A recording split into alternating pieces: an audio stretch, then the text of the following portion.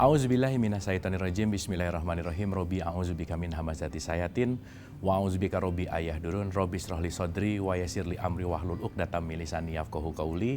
Assalamualaikum warahmatullahi wabarakatuh. Salam sejahtera untuk kita semua. Rahayu, namaste, om swastiastu, namo buddhaya, salam kebajikan dan sehat untuk kita semua. Kembali lagi di Tabula Rasa, kita belajar tentang kehidupan, kita belajar tentang kesadaran, yang semoga tayangan-tayangan ini menjadi tambahan pengetahuan untuk kita bisa menikmati hidup lagi, mengerti hidup lagi, dan yang paling pasti mencintai hidup lagi. Oleh karena itu, sebelum kita mulai, ada baiknya kita hening sejenak, kita buka hati kita tenangkan pikiran, senantiasa dengan hati terbuka, maka pintu hikmah juga akan terbuka, pintu wisdom juga akan terbuka, dan mudah-mudahan dengan pembelajaran ini kita lebih masuk meniti ke dalam diri. Oleh karena itu, kita hening sejenak, hening dipersilahkan.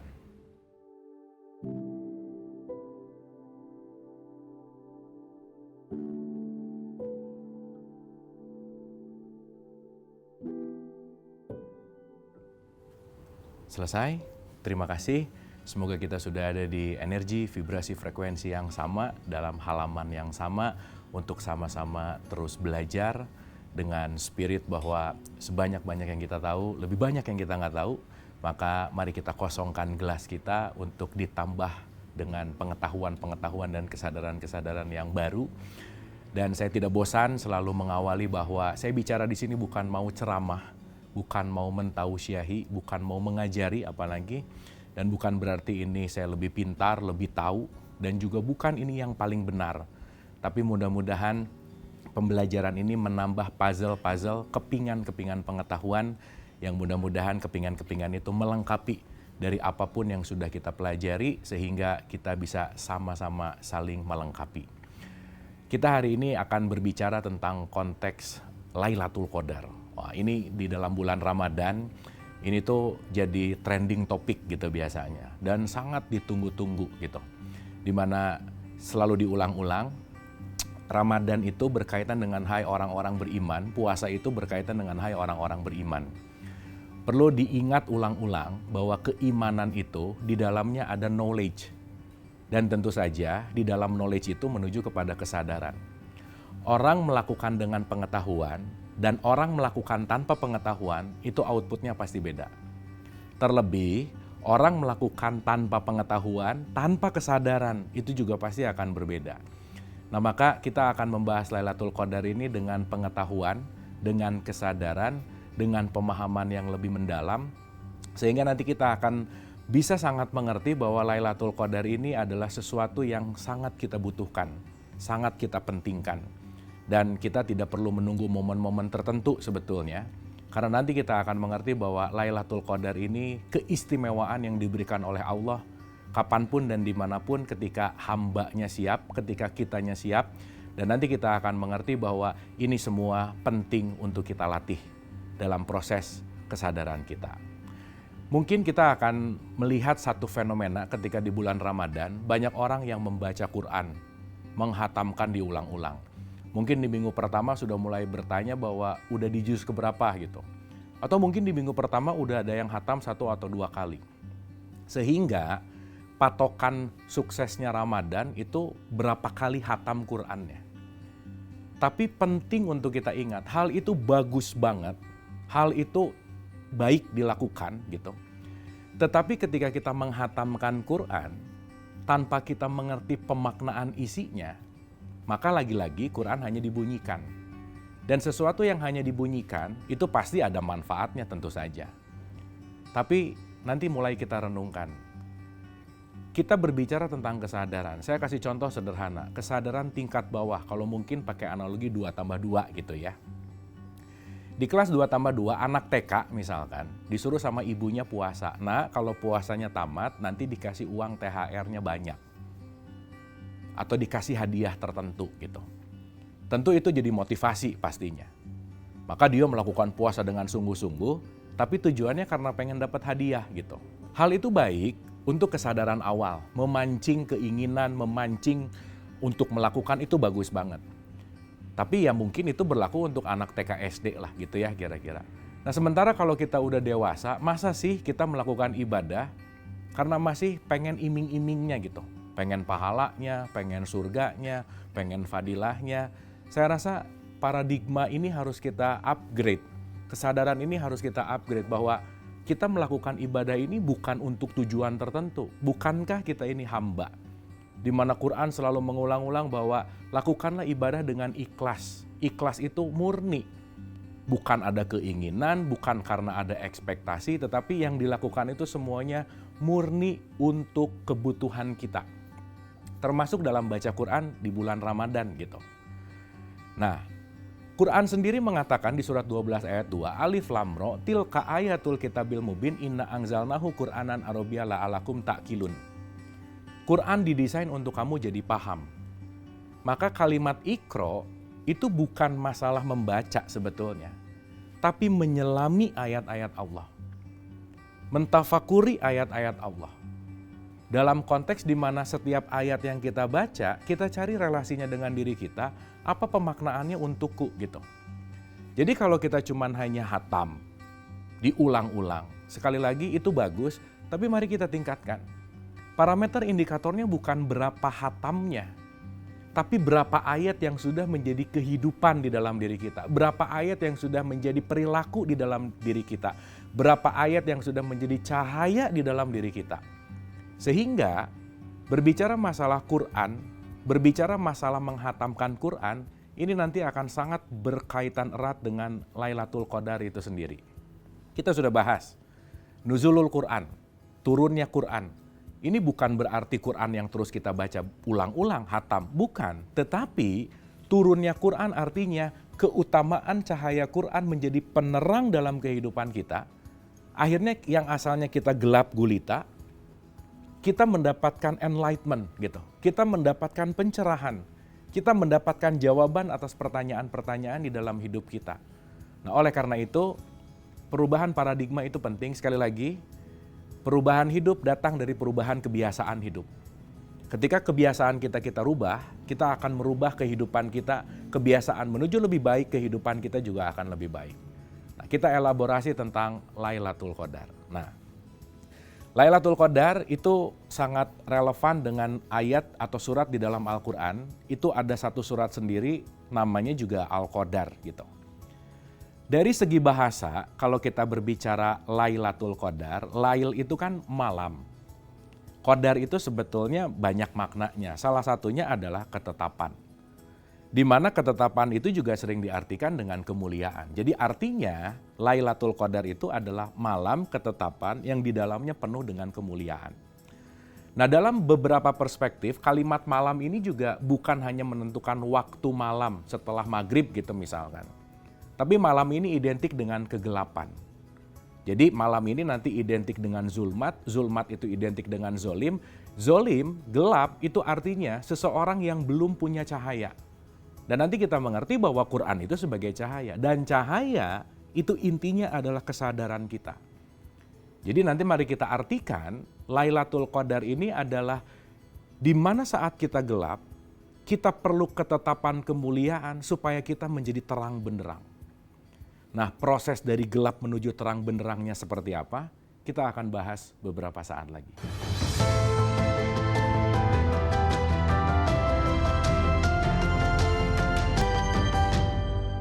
Masih bersama saya Bu Marlo, mari kita lanjutkan pembelajaran. Kita langsung buka surat 97, surat Al-Qadar. Inna anzalnahu fi lailatul qadar.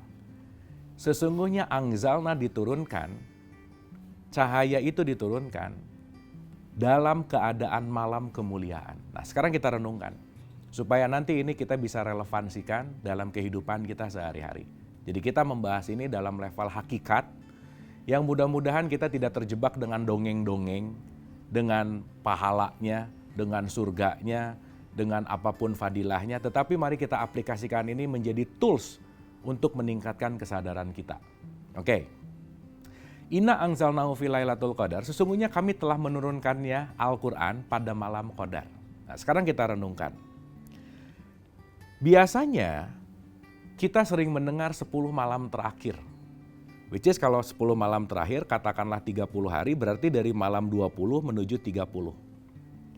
Dan biasanya Lailatul Qadar ini sering disebut pada malam-malam ganjil. Nah, dalam pemahaman yang sederhana, malam ganjil itu dicari di malam 21, dicari di malam 23, dicari di malam 25, dicari di malam 27 gitu kira-kira. Ya tapi kalau kita pakai sedikit logika gitu ya kira-kira. Masa sih Allah cuma bekerja di malam-malam 21, 23, 25, 27 dan seterusnya gitu ya. Kalau kita bicara masalah ganjil gitu. Masa di situ kalau kita bicara Jibril, kalau kita bicara tentang pencerahan, masa pencerahan hanya datang di waktu-waktu tertentu gitu. Bukankah Allah selalu mengatakan aku lebih dekat kepadamu dari urat leher dan aku selalu bersama kamu di mana saja kamu berada. Dan jarak kepada Allah itu bukan ditentukan ruang dan waktu, bukan ditentukan tanggalnya gitu. Jadi kalau selama ini berpikir bahwa Lailatul Qadar itu nunggu di malam ke-21, it's okay. Tetapi mari kita renungkan lebih dalam. Apa makna 21, 23 dan seterusnya? Apa makna keganjilan ini? Karena nanti ini ada kaitannya dengan pola latihan kita untuk membuat kebiasaan baru di bulan Ramadan. Nah, kita ulang nih. Kalau kita berbicara hari pertama Ramadan, di situ akan sangat berat banget. Kenapa? Karena kita masuk ke dalam kebiasaan baru. Biasanya adaptasi 3 hari gitu ya, atau 5 hari gitu. Makanya 3-5 hari biasanya waktu-waktu yang paling berat dalam bulan Ramadan gitu. Karena kalau udah terbiasa, kita akan beradaptasi gitu. Oke. Begitu memasuki bulan Ramadan, kita memasuki bulan pembaharuan. Membaharu dalam keadaan berpikir, emosi, hawa nafsu, pola makan, semuanya dirubah. Detox lah bahasanya. Kita benar-benar lagi dalam keadaan detoksifikasi. Baik lahiriah maupun batiniah gitu. Artinya, ketika kita melakukan perubahan, selama beberapa hari ini kita akan menemukan hal-hal yang baru pasti. Maka kalau kita selalu pakai jalan yang sama, kita nggak akan menemukan cerita baru. Tapi kalau kita pakai jalan yang berbeda, kita akan menemukan cerita yang banyak. Gitu ya, makanya penting banget untuk memperbaharui dalam konteks kehidupan kita, apalagi berbicara masalah kebiasaan, mencoba hal-hal baru itu penting dalam hidup gitu. Gitu ya, karena dengan mencoba hal yang baru kita akan menemukan sesuatu yang baru. Jadi nggak terlalu monoton lah dalam tanda petik. Nah, dalam konteks di sini, yuk kita mulai renungkan. Selama lebih dari 20 hari, kita melakukan hal yang berbeda. Berarti kita ini sebetulnya begitu melakukan hal yang berbeda, kita lagi menggali diri kita, potensi-potensi yang selama ini tertutup. Yang mungkin selama ini kayaknya nggak mungkin deh, kayaknya nggak bisa deh. Kayaknya aku nggak sanggup deh. Tapi ketika dibiasakan, kita akan mulai sadar bahwa yang selama ini saya memandang diri saya segini gitu ya, kecil. Tapi ternyata setelah diselami, ternyata saya ini lebih besar dari dugaan saya gitu. Dan kadang alam bawah sadar kita itu selalu mengkerdilkan diri dengan merasa kayaknya nggak bisa deh, kayaknya nggak sanggup deh gitu. Maka dalam tanda petik latihan di bulan Ramadan memaksa kita untuk keluar dari box, out of the box, sadarilah bahwa dirimu lebih besar dari apa yang kamu pikirkan saat ini. Nah, dalam konteks ini, ketika 20 hari kita melakukan hal yang berbeda, tentu kita akan mendapatkan experience yang berbeda. Pengalaman yang totally different gitu. Pengalaman yang mungkin sebelum Ramadan gak dialami, gak dirasakan. Artinya kita menemukan sesuatu di dalam diri kita yang selama ini mungkin tertutup. Nah, kalau berbicara dalam kebiasaan otak kita ini kan ada sinaps gitu ya. Sinaps itu nanti menghubungkan, satu sinaps itu menghubungkan dengan konteks bagaimana kita berpikir. Semakin banyak hubungan sinapsnya, semakin banyak belajar, semakin aktif otak kita, semakin kita akan dalam tanda petik memaksimalkan fungsi diri gitu intinya. Maka perubahan terjadi kalau satu kebiasaan diulang-ulang. Mungkin ini kalau dalam perhitungannya kurang lebih 21 hari aja. Jadi kalau belum 21 hari kita mengulang-ulang sesuatu, itu nggak akan jadi habits gitu. Makanya kalau dalam hari ke-5 atau hari ke-6 udah nyerah, terus kita ngomong kayaknya nggak ada perubahan deh. Iya, kenapa? Karena kebiasaan itu terjadi biasanya lebih dari 21 hari gitu. Dan kalau udah 21 hari, udah mulai jadi muscle memory kita, mental memory kita, dan kita mulai terbiasa dengan perubahan baru. Maka perubahan perlu waktu dan perlu pengulangan. Ingat, we are what we repeat. Apa yang kita ulang-ulang, itu akan menjadi diri kita. Ketika kita mengulang kepada hal yang baru, kita akan membaru.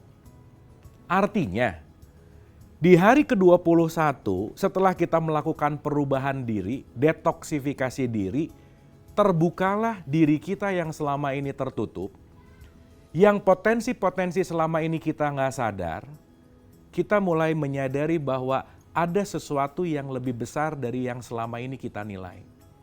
Disinilah kita mendapatkan pencerahan, enlightenment gitu.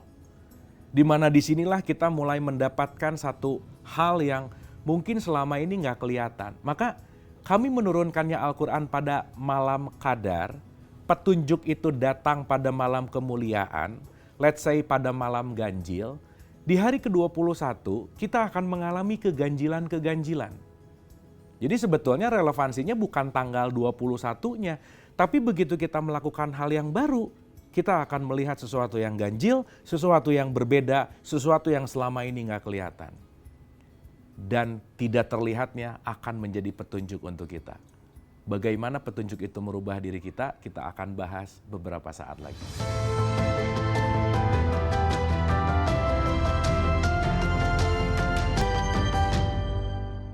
Mari kita lanjutkan pembelajaran. Jadi, kembali kepada pengulangan tadi, kita akan mendapatkan satu pengalaman baru setelah kita melakukan hal-hal yang baru. Maka ayat berikutnya ditanya, tahukah kamu apakah malam Qadar itu?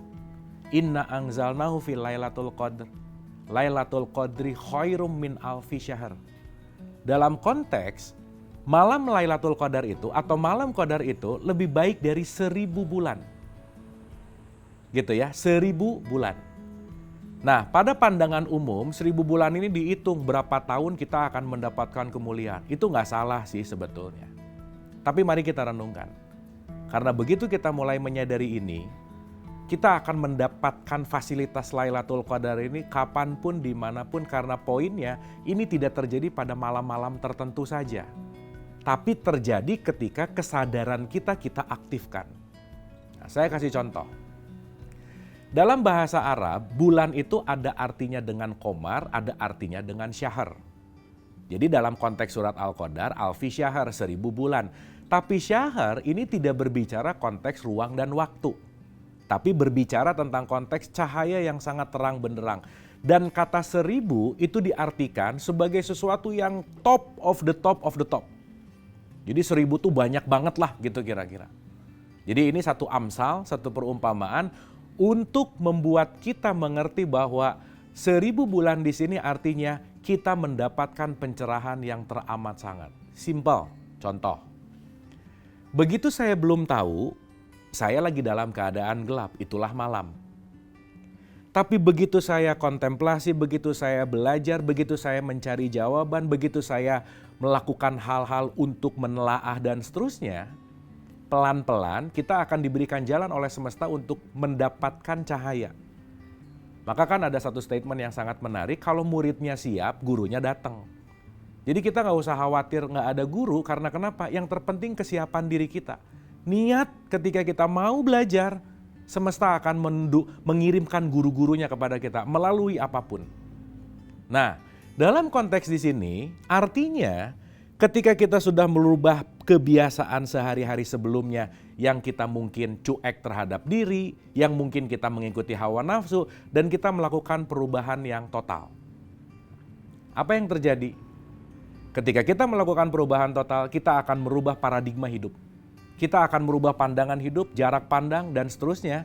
Yang akhirnya, yang mungkin selama ini kita gelap, tapi kita bisa memaknai hal-hal yang sederhana menjadi jawaban-jawaban yang penuh makna. Yang mungkin sehari-hari kita ngeliat tapi tidak diperhatikan. Dan mungkin itu jawaban yang setiap hari datang ke kita gitu kira-kira. Maka 1000 bulan di sini dengan sederhana kita bisa artikan bahwa sesaat ketika kita mendapatkan jawaban dan kita mengatakan, oh misalkan. Atau mungkin dalam bahasa psikologi disebut aha moment. Wow effect gitu. Contoh, mungkin pagi hari saya lagi pengen dapat jawaban A gitu. Entah kenapa, Tiba-tiba saya dapat link dari teman saya untuk ikutan webinar tertentu. Gimana caranya dan nggak tahu, seakan-akan ini kayak kebetulan, tetapi ini memang udah jadi jalan gitu. Ternyata ketika saya menginginkan dan berniat ikut webinar itu, semua jawaban saya yang saya cari itu ternyata dibicarakan sama pembicara di webinar itu. Dan setiap ucapannya membuat saya, oh lagi, dalam artian saya mendapatkan aha momen yang berulang-ulang. Disitulah momen ketika saya mendapatkan 1000 bulan. Kebayang nggak, malam hari 1 bulan aja bisa menerangi, kalau 1000 bulan itu akan sangat terang benderang. Disitulah that's it gitu, eureka gitu misalkan. Saya mendapatkan.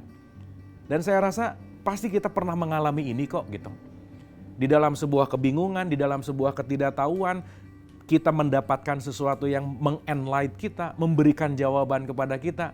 Disitulah malam yang disebut dengan yang namanya 1000 bulan. Jadi artinya kita nggak perlu nunggu di bulan Ramadan hari ke-21, ke-23. Ya mungkin secara syariat oke. Mungkin secara kebiasaan dan tradisi it's okay. Tetapi ketika kita meniatkan, ketika kita bersungguh-sungguh, ketika kita benar-benar ingin menggapai keridhaan Allah, cahayanya Allah, di mana Allah selalu memberikan jalan dan kita ikhtiar dengan jalan itu, setiap saat 1000 bulan itu akan kita bisa akses sebetulnya. Kapanpun dan dimanapun. Karena ingat, jarak kita dengan Allah tidak ditentukan oleh ruang dan waktu, tapi ditentukan oleh kesadaran kita. Maka kalau kesadaran kita ulang-ulang aktivasi, kapanpun dan dimanapun kita akan mendapatkan 1000 bulan itu. Karena kenapa?